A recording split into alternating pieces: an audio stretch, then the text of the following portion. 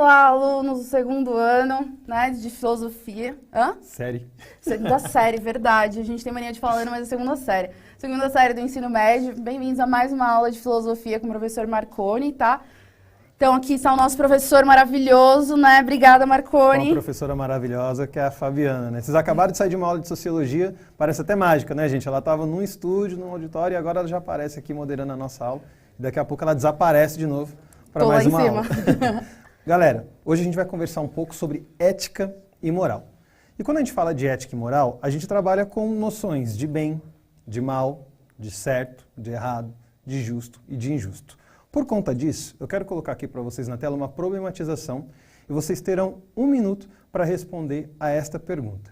Qual é o critério que você utiliza para afirmar que agiu em diversas situações de modo certo ou errado? Repetindo, qual é o critério que você utiliza para afirmar que agiu em diversas situações de modo certo ou errado? 1 minuto.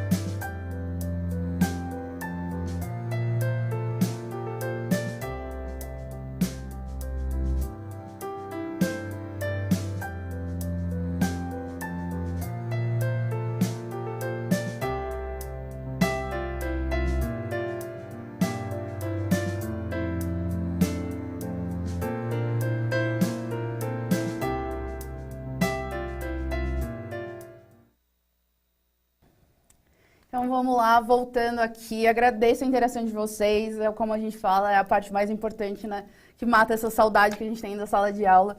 Então, assim, muitos deles falaram que são os valores, certo, né, que alguns deles avaliam a consequência dos atos deles, né, teve até um aqui que falou que avalia a consequência para as outras pessoas. Bacana. Então, falaram sobre ética, falaram sobre a moral, né, falaram que ele utiliza vários argumentos, que aqui... O Exilingab, deve ter falado errado, mas desculpa aí, né? Ele fala que ele tenta entender e um falou aqui que até quando ele faz algo errado, ele tenta consertar algo que ele fez de errado, né? Bacana. Gente, daqui a pouco a gente vai conversar um pouco sobre essa noção dos valores e dos princípios, mas eu quero colocar uma segunda pergunta. A gente tem dividido agora as perguntas porque a gente percebeu que mais de uma no mesmo slide, na mesma abertura de chat, fica às vezes confuso para a gente filtrar. Então, nesse primeiro momento, vocês responderam, né, qual que é o critério que a gente utiliza para dizer que uma coisa é certa, errada, bem e mal, se agiu corretamente ou não. Agora tem uma segunda problematização para vocês aí na tela. Em sua percepção, o certo e o errado são universais, ou seja, valem para qualquer época e em qualquer lugar, para qualquer pessoa? São relativos, dependem da época e do lugar? Ou são subjetivos, dependem do que cada um pensa? Mais 60 segundos para vocês responderem agora a essa segunda problematização.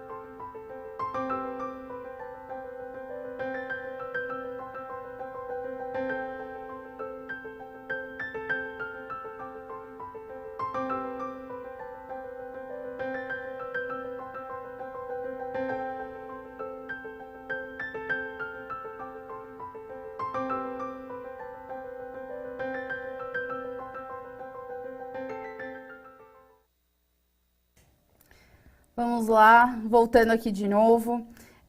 Eu vi que tem bastante comentários variados aí de vocês, né? Então, por exemplo, a Nicole falou que são subjetivos. Legal. Rafael falou que são relativos.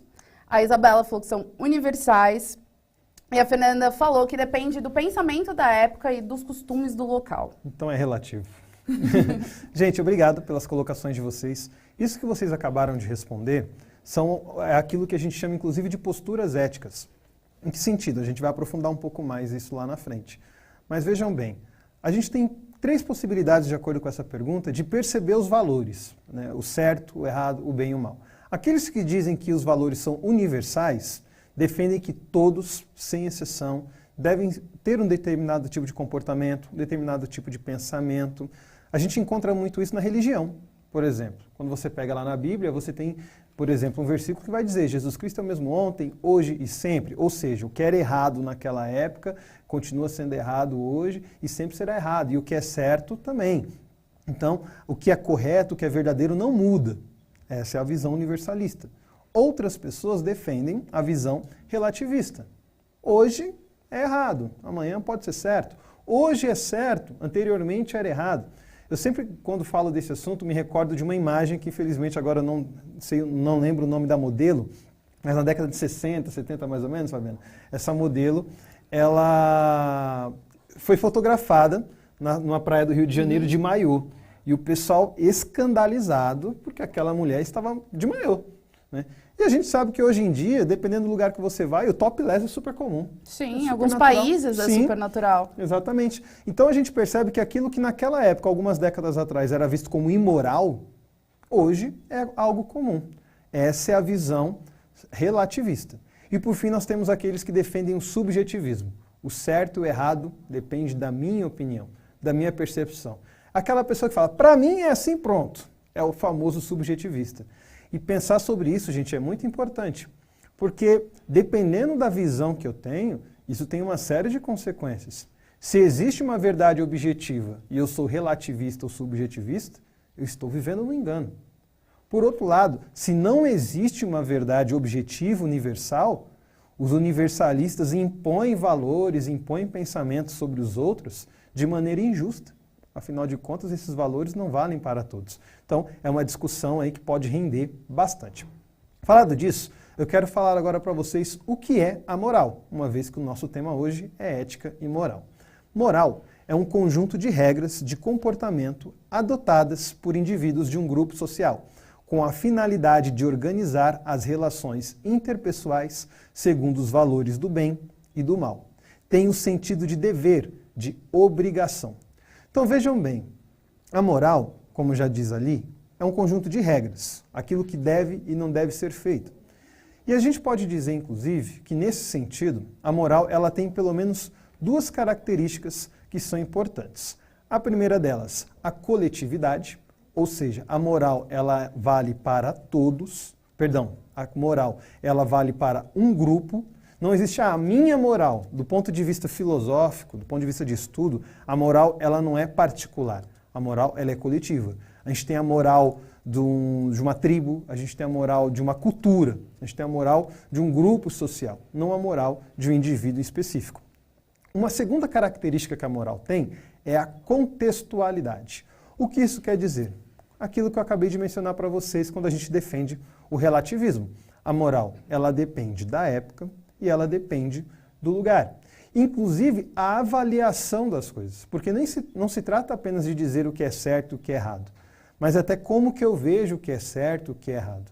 Existem determinados elementos, e nosso tempo é curto, eu não consigo me aprofundar com vocês agora, e eles vão mostrar como que coisas que hoje a gente entende de um jeito, sem aplicar agora esse valor de bem e mal, de certo e errado, no passado eram entendidas de maneira totalmente diferente. Então a gente trabalhar a questão do divórcio, a questão da gravidez fora do matrimônio, que era um escândalo. Sim. E hoje a gente convive com essa questão da gestação fora do matrimônio sem fazer aqui juízo de valor, gente. A gente pode, alguns vão dizer, olha, é errado, é certo, a vida é minha, eu faço o que eu quiser. Agora a gente não está fazendo esse juízo de valor. Aqui a gente só está pontuando o como que as coisas mudam. Alguns vão dizer que mudam de maneira errada, porque não deveriam mudar, e outros vão dizer que é natural que essa mudança aconteça.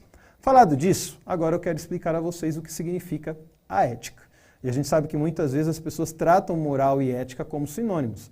Não chega a ser um erro, É óbvio que quando se trata de filosofia, a gente tem diversas opiniões, diversas reflexões sobre o mesmo assunto, sobre o mesmo conceito, então isso não é universal, mas é importante a gente escolher um caminho, uma trilha para a gente definir e entender do que é que a gente está falando aqui. Quando a gente fala de ética, a gente está dizendo o seguinte: a ética ou a filosofia moral é a reflexão sobre as noções e princípios que fundamentam a vida moral. Em outras palavras, o que a gente está dizendo então? A moral é o comportamento, é o conjunto de regras e valores de um grupo. A ética é o estudo deste comportamento, é a reflexão sobre este comportamento. Tudo bem, determinadas coisas são certas. Por que elas são certas? Determinadas coisas são erradas. Por que elas são erradas? Qual que é o princípio? E aqui a gente volta na primeira pergunta que eu fiz a vocês. Você tem algum princípio que guia a sua atitude, que guia o seu comportamento? Alguns vão dizer que esse princípio não existe. O princípio é não ter princípio. Minha regra é deixa a vida me levar, a vida leva eu. Outros defendem essa ideia de que, olha, eu tenho um princípio. Kant, por exemplo, trabalhava muito bem essa noção de que você deve fazer aquilo que é válido para todos. E esse era o princípio do imperativo categórico de Kant, por exemplo. Você só pode fazer aquilo que todos podem fazer, porque você não é melhor do que ninguém e você precisa respeitar a razão que existe nos outros, porque é esta mesma razão que existe em você. Era o princípio de Kant. Se a gente pegar Platão, por exemplo, Platão vai ter o princípio da racionalidade. Aristóteles, o princípio do justo meio. A gente vai pontuar isso um pouco mais para frente. Mas posso te atrapalhar só um momento? Porque um aluno aqui, o Júlio César, falou: estou certo em dizer que a moral é uma forma de controle da população? Com certeza, ela pode ser utilizada como uma forma de controle. Até porque a moral, ela é construída, e a gente precisa entender isso. A moral, ela é construída, obviamente, pela forma como as pessoas agem, sim. Só que aqueles que detêm o poder têm a capacidade de impor uma moral. E aqui que a gente fala de poder, a gente pode falar de poder político, a gente pode falar de poder econômico. Eles são capazes de impor um comportamento. E se esse comportamento é imposto com a ideia de transferir um tipo de ação, um tipo de interesse, obviamente, eles estão controlando. Se você... Qual que é o nome mesmo, Fabiana? Desculpa. O de quem falou? O Júlio César. O Júlio César. Existe uma obra do Michel Foucault, Vigiar e Punir, e nessa obra ele trabalha muito bem essa noção de como as instituições sociais, elas existem justamente para moldar o indivíduo. E a partir do momento que elas vão moldando e formatando o indivíduo, essa moral vai sendo imposta para que a gente tenha uma forma de pensar, uma forma de agir.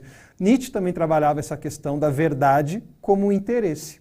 E quando a gente fala de moral, a gente também fala um pouco dessa noção de verdade e de bem. E Nietzsche falava: o que é a verdade? O que é a bondade? É o que interessa ao mais forte. E nesse sentido, é uma moral imposta. Espero ter te respondido, Júlio. Falado disso, gente, eu quero agora apresentar para vocês algumas perguntas éticas para vocês entenderem ao que a ética se refere. Então a ética vai se questionar: o que é o bem? O que é o mal? Que vida eu quero viver? Quem eu quero ser? Tendo escolhido a vida que quero viver, quais deveres e obrigações devem ser legitimados? Óbvio, gente, essas não são as únicas perguntas éticas que existem. Só que elas são algumas e nos ajudam a entender aonde a ética se situa. Então a moral é o comportamento, é o pensamento vivido. A ética é o estudo sobre esse comportamento, sobre esse pensamento vivenciado. Onde a gente encontra a ética, gente? No nosso cotidiano e em outras situações também. Na bioética, na ética ambiental, nos códigos de ética. E isso daqui, gente, é extremamente importante. Eu estou dando 3 exemplos para vocês: bioética, ética ambiental e códigos de ética. E esses 3 elementos estão extremamente presentes na nossa vida cotidiana. Quando a gente fala a questão da bioética, por exemplo, a questão do aborto, a questão da eutanásia, a questão da edição genética. Hoje já existem estudos que revelam essa capacidade que a ciência tem a médio e longo prazo de fazer edições no nosso genes para que a gente não esteja propenso a determinadas doenças. E quando a gente escuta isso, a gente acha que é uma maravilha. Poxa, eu não vou ter mais câncer, eu não vou ter mais determinadas doenças. Só que aí vem a pergunta ética. Primeiro, cabe ao ser humano fazer isso? Segundo, quem vai ter acesso? Não, e tem, eu acho que, assim, para quem tiver acesso, tem um filme muito bom que fala sobre isso, que é o Gattaca.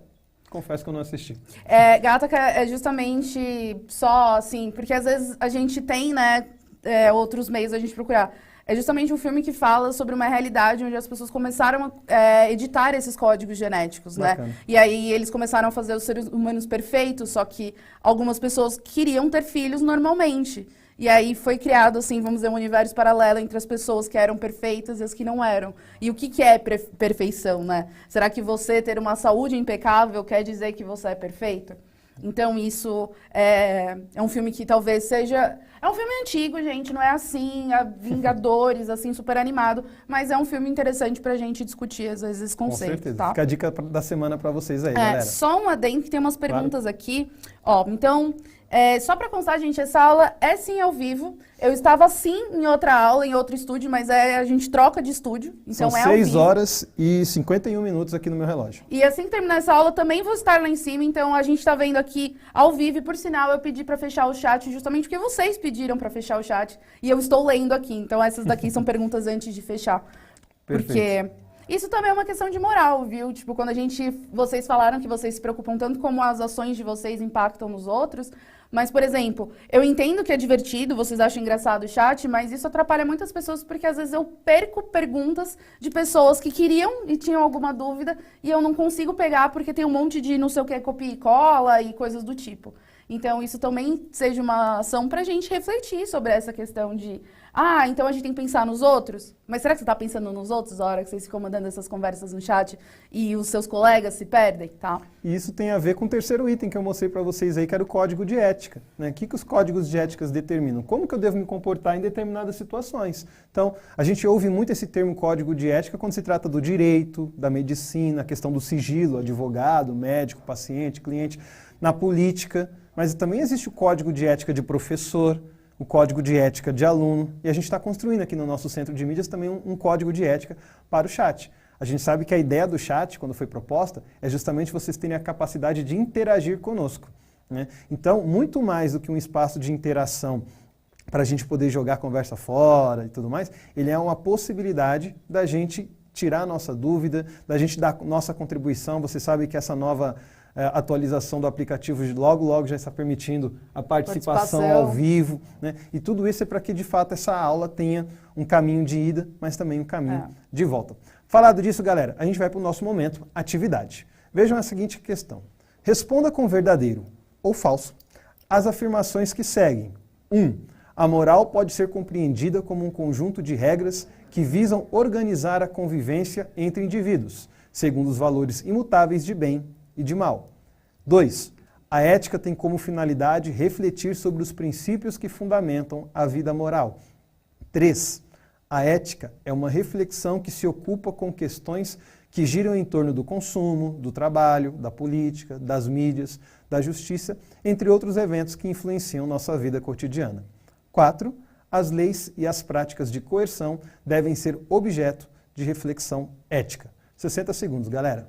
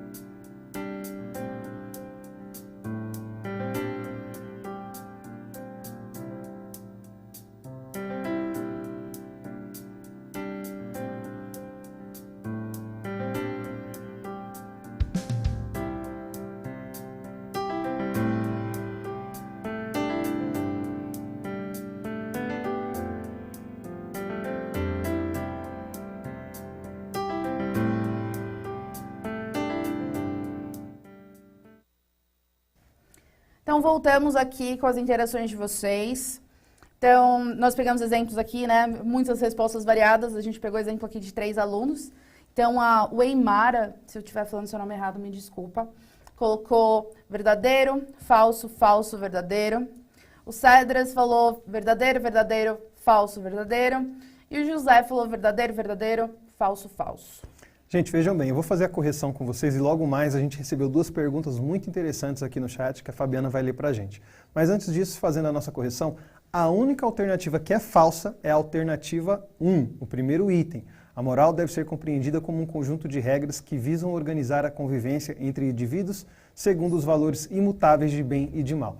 E aí vocês podem questionar, o que é que está errado nessa afirmação? Valores imutáveis.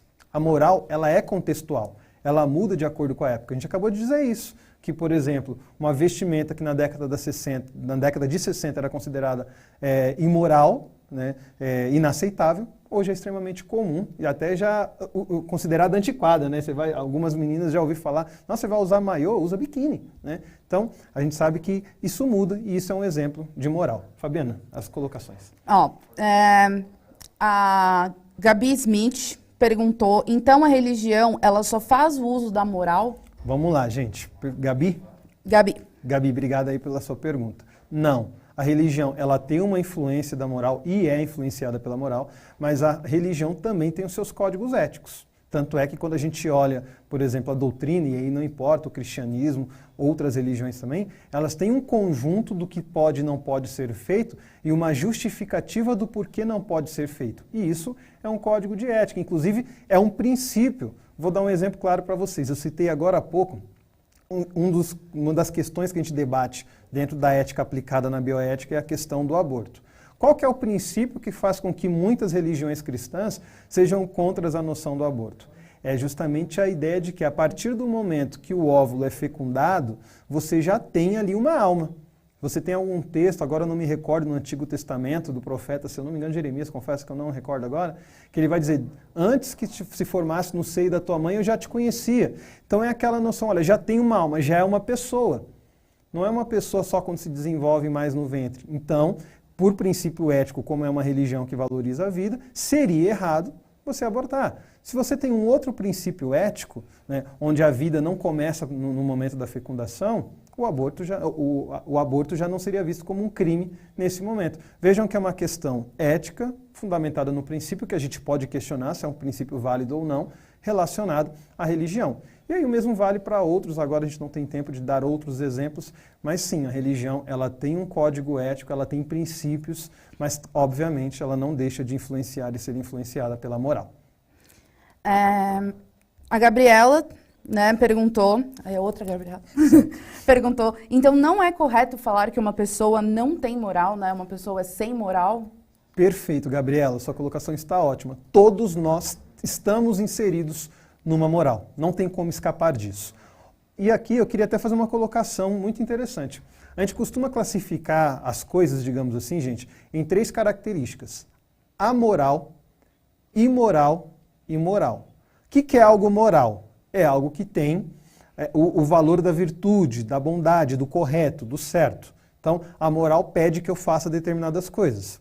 O que é imoral? É aquilo que contradiz a moral. Então, é imoral eu falar... A gente está vendo agora aí a CPI das fake news, por exemplo. E aí tem se discutido muito a liberdade de expressão. E qual que é a grande questão? Você tem liberdade de expressão, mas existe uma diferença entre expressar o que pensa e criar notícias falsas. Isso não é liberdade de expressão, isso é mentira. E a mentira é imoral. E por fim nós temos as coisas amorais. O que é amoral? É aquilo que você não consegue aplicar o valor de bondade ou maldade. Vou dar um exemplo claro. Uma faca. Uma faca, ela é imoral ou moral? Depende. Na mão de um churrasqueiro, a faca é um dos instrumentos mais perfeitos que existe. Na mão de um serial killer, é uma arma. Então, a faca é uma coisa amoral. Espero ter respondido e muito obrigado pela sua colocação, Gabriela. Continuando, gente, a gente vai conversar um pouco agora sobre conceitos éticos. E eu quero começar justamente sobre o conceito de valor. O que é o valor? É a relação entre o ser e o objeto. Como relação, ele é primeiramente herdado, sendo avaliada esta relação conforme atende ou transgrida os padrões e gerando uma distinção entre ser e valer. Sendo este último uma atribuição, ou seja, o valor é dado, não sendo natural. O que a gente está querendo dizer aqui primeiramente, gente? O que é valor? Valor é uma relação. E essa relação, ela é atribuída. Ou seja, o valor das coisas não está nas coisas, está na relação que eu construo com elas. Eu sempre falo isso com os meus alunos. O que é dinheiro, gente? Tecnicamente, dinheiro é papel. Só que se a gente for olhar, eu costumo brincar, por que uma folha de cheque em branco, se eu colocar lá 50 mil reais nela, ela vai valer mais do que um carro popular 0 quilômetro? A folhinha de cheque vai valer mais, mas é só um pedaço de papel. Porque a relação que a sociedade constrói com aquele papel lhe dá um valor diferente. E tudo bem, é só uma folhinha de cheque com 50 mil. Se você escrever 50 mil no rolo de papel higiênico, ele vai continuar valendo o que vale. Por quê? Porque a relação que a gente constrói com o rolo de papel é diferente. Então o valor, ele é herdado, a gente recebe da nossa moral esses valores, mas ele também se constrói na relação. E nesse sentido, é óbvio que a gente tem relações diferentes e atribuímos valores diferentes. O celular, por exemplo, para alguns, quando o celular, como a gente fala que o celular morre, inclusive, né? O celular morre, né? Quando a bateria acaba, quando ele dá algum problema ali, o celular morre. Por quê? As pessoas constroem com ele uma relação como se fosse com um ser vivo. Para outras pessoas, cadê seu celular? Não sei, não mexo nele há não sei quanto tempo, porque é uma relação diferente. Um outro conceito ético que eu quero trabalhar com vocês é o conceito de ato moral. O que é o ato moral? É aquilo que existe apenas quando há liberdade, consciência e intencionalidade. Exige compromisso e responsabilidade, o que cria a autonomia. O que isso quer dizer, gente? Agora há pouco a Gabriela perguntou sobre a questão se a gente pode falar que alguém não tem moral, e eu falava para vocês que não. Só que a gente precisa entender, até dentro daquele critério que eu expliquei para vocês, do amoral, do moral e do imoral, que determinadas situações que quem está de fora fala, olha, isso é imoral. Às vezes o agente, né, aquele que realizou o ato, ele não tem as condições necessárias para você dizer que o ato dele foi imoral. E essas condições foi o que eu acabei de apresentar. Liberdade, consciência e intencionalidade. Então, eu fui obrigado, minha família está sendo mantida refém e eu, como gerente de banco, fui obrigado a abrir o cofre para os criminosos. Eu não tinha liberdade de fazer algo diferente, né? Outra questão, a consciência. Eu não sei que o que eu estou fazendo era errado, eu não sabia que o que eu estava fazendo era proibido. E a intencionalidade, o desejo de fazer o bem, o desejo de fazer o mal. E esses itens, gente, eles são muito interessantes porque quando se trata de um julgamento, por exemplo, a ausência desses itens podem anular o crime ou, inclusive, diminuírem muito a sentença daquele que está sendo acusado, porque ele foi obrigado a fazer, porque ele não tinha consciência do seu erro ou não tinha intenção, né? Por exemplo, existe uma situação muito triste, mas para vocês entenderem, que a gente vê, infelizmente, em algumas situações, aqueles casos dos pais que esquecem os filhos trancados no carro. Sim. E a criança falece. E uma vez eu conversava com um colega meu e ele me explicava, ele falava, normalmente o juiz, quando isso acontece, ele não dá penalidade para o pai, para aquele que causou esse fato. Por quê? Porque o resultado da ação dele é pior do que qualquer pena. Qualquer pena. Ele não tinha intenção de fazer aquilo. E, além disso, o resultado do ato dele já é pior do que qualquer punição que a justiça colocasse. Por fim, outro conceito ético que eu quero trabalhar com vocês é o conceito de vontade. O que é a vontade, gente? É aquilo que resulta de uma reflexão que antecede a escolha, sendo assim distinta do desejo, o qual resulta de uma decisão. O que isso quer dizer, galera? Existe uma diferença, lógico, aqui a gente está dentro de uma aula de filosofia, alguns vão falar desejo, vontade, é tudo a mesma coisa. Cabe aí a discussão. Mas do ponto de vista de conceituação, a grande diferença entre a vontade e o desejo é que o desejo ele é irrefletido, a vontade não. Então, quando eu tenho vontade, eu reflito, eu escolho realizar aquela minha vontade, ou não realizar. O desejo não. O desejo ele não é refletido. E como ele não é refletido, eu não tenho a opção de não fazê-lo. O desejo está muito mais relacionado, em alguns casos, até a noção de instinto.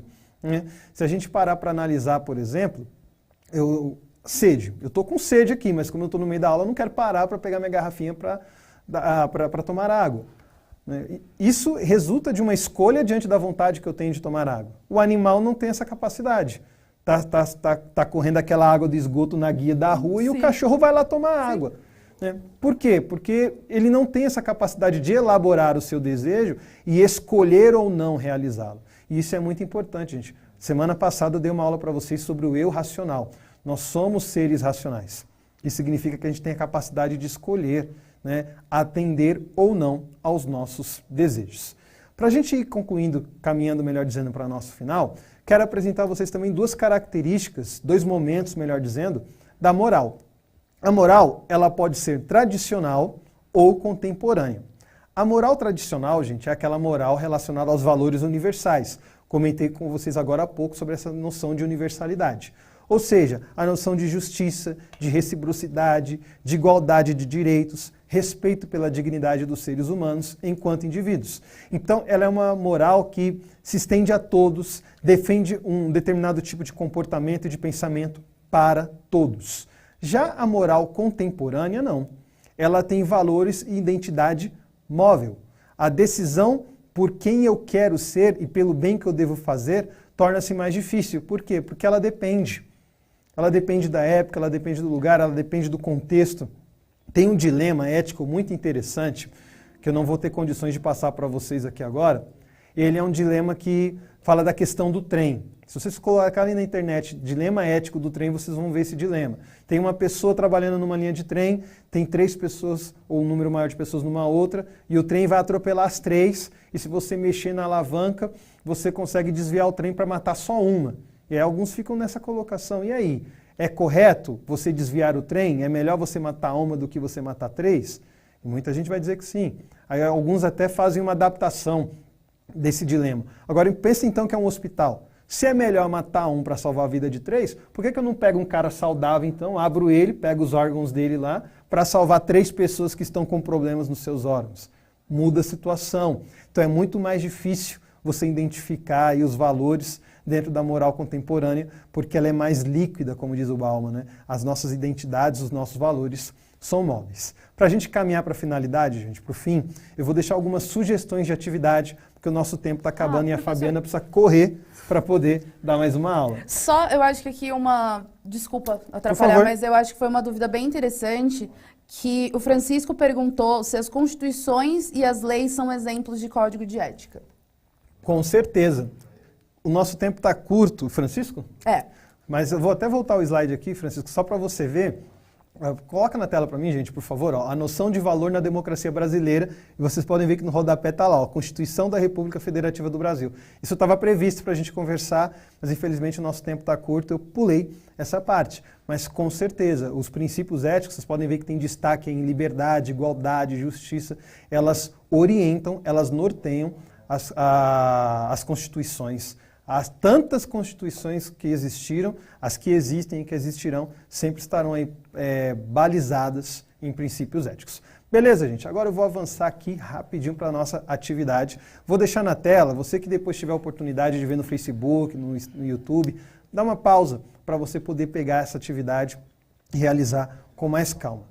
Primeira atividade. Como estes valores e ações se fazem presentes em seu cotidiano? A noção de liberdade, de igualdade, de justiça, a arbitrariedade, a submissão, a distinção. Tudo isso daí são valores e ações que estão presentes no nosso cotidiano. Como isso se faz presente no seu dia a dia? Por que causa o efeito que causa no seu dia a dia? É uma reflexão, um desdobramento da ética. E aqui, para finalizar, quero deixar uma avaliação pessoal.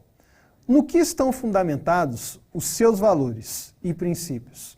Eu comecei a nossa aula perguntando o que guia as suas atitudes, o seu pensamento, né? Agora que a gente percorreu esse caminho sobre a ética e a moral, quando você faz o que faz, fala o que fala, pensa o que pensa, você fundamenta tudo isso no quê? Os valores e princípios que você possui são frutos de uma escolha ou te foram impostos? Né? Lá atrás, no helenismo, tinham filósofos que trabalhavam isso. Muitos querem realizar vontades que não são as suas vontades. São vontades que foram impostas pela mídia, pela política, por aqueles que conseguem impor esses elementos na nossa vida. Terceira questão. Meus valores e princípios contribuem para questionar a realidade social e nela intervir de maneira solidária? Afinal de contas, eu não estou sozinho no mundo. Então, aquilo que eu uso como valor e princípio na minha vida contribui para eu questionar a moral vigente, o mundo vigente, e para intervir de maneira a ajudar o próximo? Ou os meus valores são mais relacionados apenas à minha vida? Certo, gente? E por fim, sugestão de atividade para os professores que querem avaliar os seus alunos. Pesquisem princípios éticos. Nós temos aí o estoicismo, o hedonismo, a ética medieval, a ética platônica, a teoria da justa medida de Aristóteles, Kant e o imperativo categórico. Vocês podem levar essa pesquisa aos seus alunos, eles vão apresentar a vocês como um material produzido por eles e vocês podem atribuir nota a essa pesquisa. Por fim, pesquisem também dilemas éticos. A gente não vai ter condição de fazer essa nossa revisão, então eu me despeço de vocês aqui, agradecendo a atenção, agradecendo a moderação da Fabiana, a equipe do estúdio aqui JR1, que é uma equipe sensacional. Galera, obrigado pela aula, Fabiana. Gente, muito obrigada pela participação de vocês. É sempre importante, tá, vocês participarem dessas aulas, né, traz um novo significado pra gente. E é isso, quando a gente fala de sociologia e filosofia, a gente tá falando sobre a gente discutir, a gente, né, pensar sobre esse tipo de coisa. Então eu agradeço e a gente se vê na semana que vem.